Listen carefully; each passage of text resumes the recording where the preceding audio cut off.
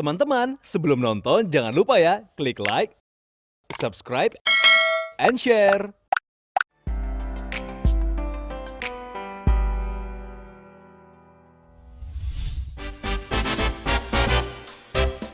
Viewers, pasca menikah 2 tahun barulah wanita yang memiliki hobi traveling ini mengikuti jejak sang suami dengan menetap di Yogyakarta.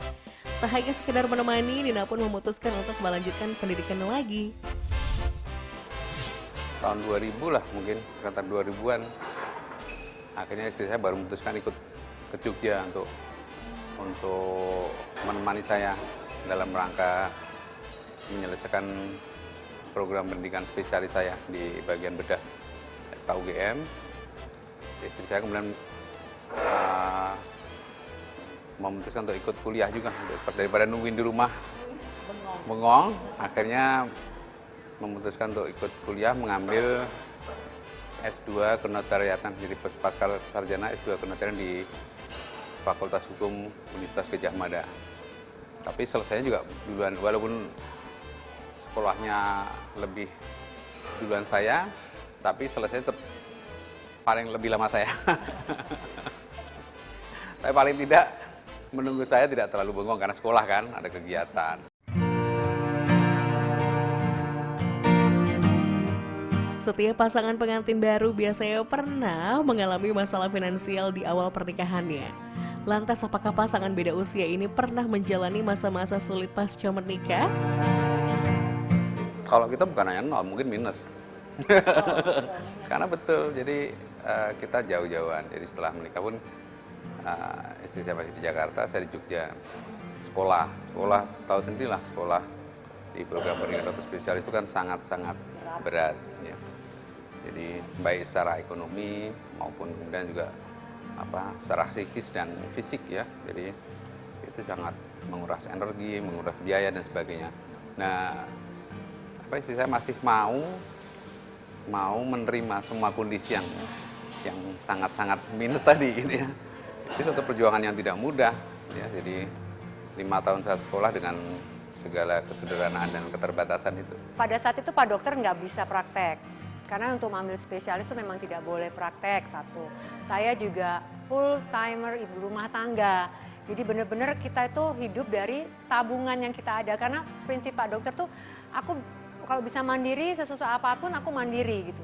Tapi pada saat kita di titik nol, di titik kita itu tidak mampu dan kita pasrahkan semua kepada Allah ya, ada aja rezekinya itu, entah nanti dari kegiatan beliau yang ternyata juga banyak membantu ke rumah dan sebagainya itu ternyata, dan memori-memori seperti itu tuh sangat luar biasa setelah kita dalam kondisi udah dalam kondisi mapan seperti ini, kita mengingat yang dulu-dulu tuh bukan sesuatu yang memalukan, tapi sesuatu yang luar biasa ternyata ya. Tuhan itu kalau memang mau pelihara kita percaya rezeki itu akan datang dari manapun.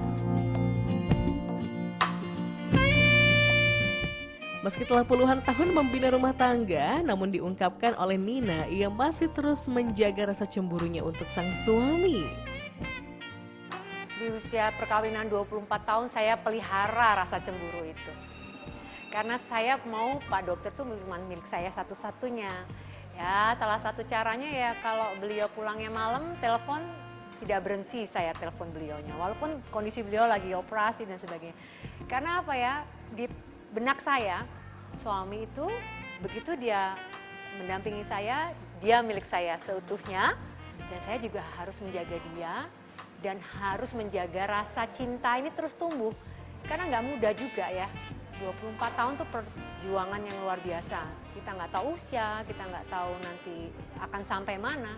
Jadi saya juga banyak kurangnya, dan terus terang beliau juga tipe orang pemaaf sih. Maaf dan sabarnya ini loh yang luar biasa buat saya.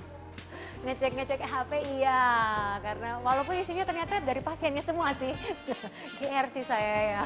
Tapi menurut saya sih sah-sah aja. Karena saya yakin saya tidak ada sesuatu yang saya sembunyikan. Tidak saya rahasiakan dari HP saya. Boleh aja mau dilihat kapan aja boleh. Paling juga settingan dari pasien.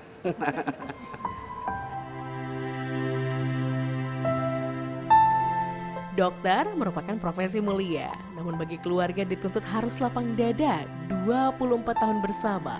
Seperti apa suka duka yang kerap dirasakan keluarga?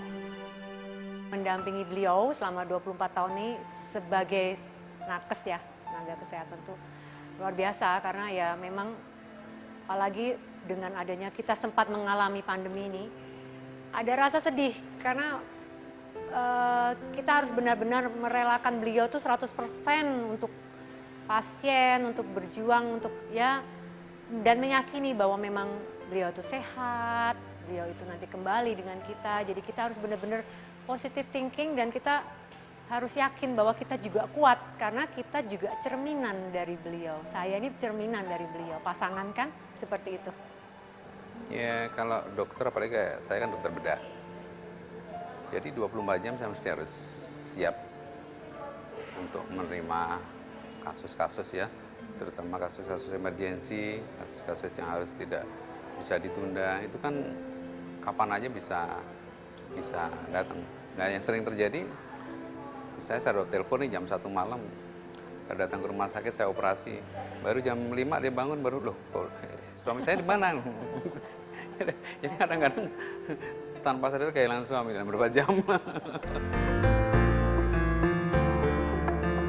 Meski jarang memiliki waktu untuk keluarga, bagaimana cara dokter spesialis bedah lulusan Universitas Gadjah Mada ini menebus waktunya yang terbatas untuk keluarga? Komplain itu Mbak, di hari Minggu yang waktunya untuk keluarga, ya tetap dia pasien nomor 1 ya. Jadi untuk mengatasi siasat itu, mengatasi itu semua, kalau mau pergi kita ke suatu tempat, ikut dulu Bapak, baru kita pergi bareng-bareng ya, dan digeret itu. Jadi ya itu menjadi satu hal yang, tapi saya pikir semua dokter hampir sama, Jadi karena itu satu dedikasi ke profesi ya. Jadi semua sudah disumpah menjadi seorang dokter, kapan saja kita harus bisa menerima dan bisa membantu apa yang kita bisa lakukan untuk pasien kita. Jadi waktu yang memang tersisa itu pasti akan saya berikan terbaik buat saya. Ya kalau misalnya hadiah itu ya pada momen-momen tertentu mungkin kita bisa berikan. Bukan sebagai penebus dosa. Karena sudah banyak meninggalkan waktunya ya, waktu kebersamaan. Tapi ya mungkin sebagai bukti cinta lah ya.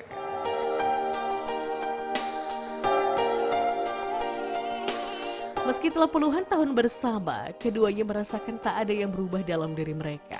Keduanya mengaku hanya sifat dan sikap saja yang semakin baik di setiap waktunya. Ada nggak sih perubahan dari suamimu? Emang kenapa? Dulu suamiku tuh romantis loh. Sekarang begitu punya jadi istri, jadi pasangan kok enggak? Menurut saya Pak Dokter tuh nggak ada yang dirubah. Jadi ya memang dia tuh apa adanya seperti itu.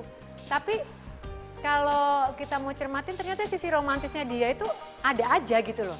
Jadi entah saya yang boleh GR ya, entah saya yang tipenya nerimoan, atau yang saya juga ya udah deh. Kalau saya dengan beliau itu sudah insya Allah kontrak sampai nanti kakek nenek, ya saya harus mencari keistimewaan dari si beliaunya ini. Jadi saya ya mengulik-ngulik sendiri ya, saya berusaha mensyukuri aja apa yang ada di beliau yang kayaknya cool gini nih, diem kadang-kadang sok-sok cool laki gitu kan. Ya akhirnya kalau ditampilkan secara ini mungkin saya kesannya jadi agresif ke beliau, ya salahnya beliau mau diagresifin.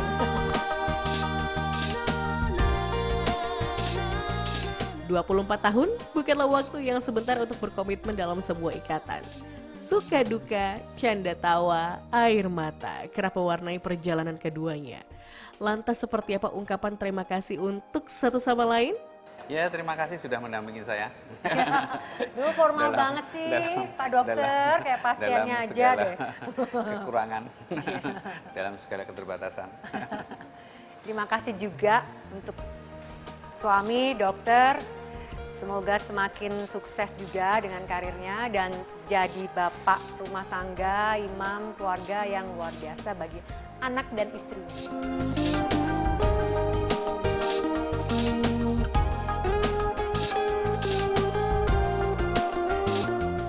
Ya viewers, itulah perjalanan kisah cinta finalis Miss Worldwide 2022 Nina Bratajaya dengan sang suami Dr. Dwi Hari.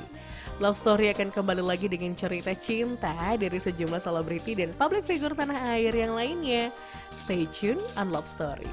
Bye-bye.